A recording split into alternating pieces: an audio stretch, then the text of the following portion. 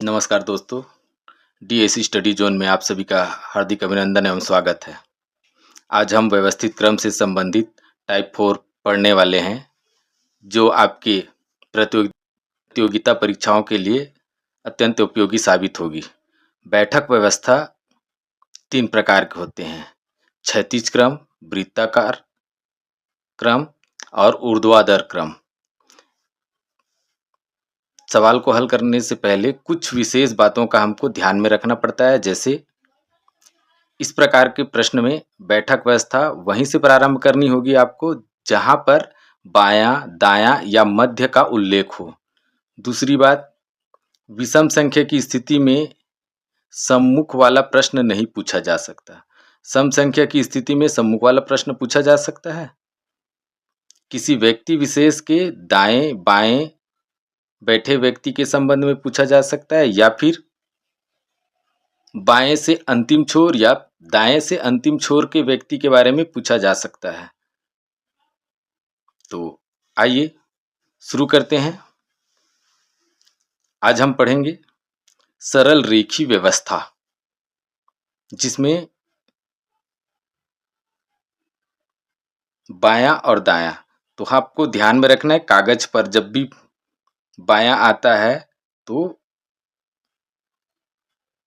इस साइड बायां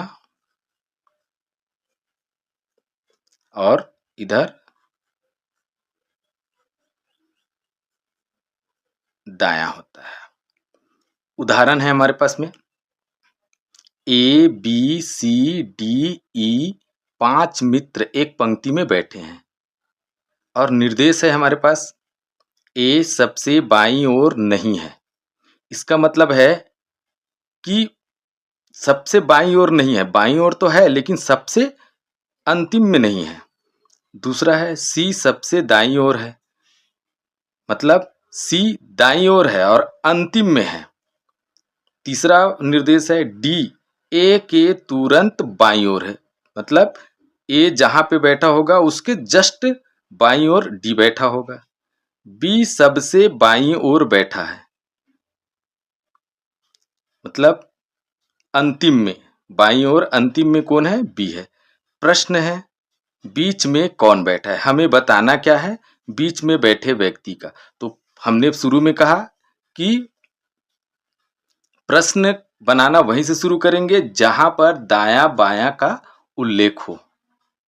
तो देख पा रहे होंगे आप, सी सबसे दाईं ओर है और बी सबसे बाईं ओर बैठा है। ये दो चीजें तो हम मान लेते हैं दाईं ओर, मतलब यहां पर कौन है?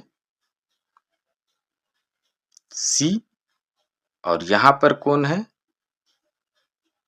बी। तो दो निर्देश हमने कंप्लीट कर लिया, एक दूसरा पॉइंट और चौथा पॉइंट। अब आता है कि डी ए के तुरंत बाईं ओर है, ये दोनों अंतिम छोर है। अब ए कहां पे आएगा? यहीं कहीं पे आएगा, इन दोनों के बीच में। अब कहता है कि डी जो है ए के तुरंत बाईं ओर, तो हम इधर बैठा देंगे किसको? डी को। इस प्रकार 4 व्यक्तियों का हमने अरेंजमेंट कर लिया, बच गया एक ई। अब चूंकि ई के लिए यहां पर ऐसा कोई निर्देश नहीं दिया है, लेकिन हमारे पास जगह है एक ए और सी के बीच में, इसलिए ई को ए और सी के बीच ही हमको बैठाना पड़ेगा। तो ये आपका आ गया। अब प्रश्न में पूछा जा रहा है बीच में कौन बैठा है, तो आप देख सकते हैं ए बी है ना, बी डी ए ई सी। तो बीच में कौन आ रहा है? इधर दो इधर दो, तो आपके बीच में आ रहा है ए। तो ये हमारा क्या हो जाएगा? राइट आंसर हो जाएगा।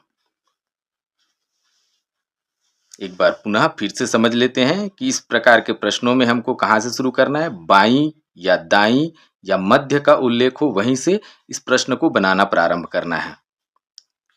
ठीक है मित्रों, तो आज का यह वीडियो आप सभी को पसंद आया हो तो लाइक और शेयर जरूर करें। धन्यवाद।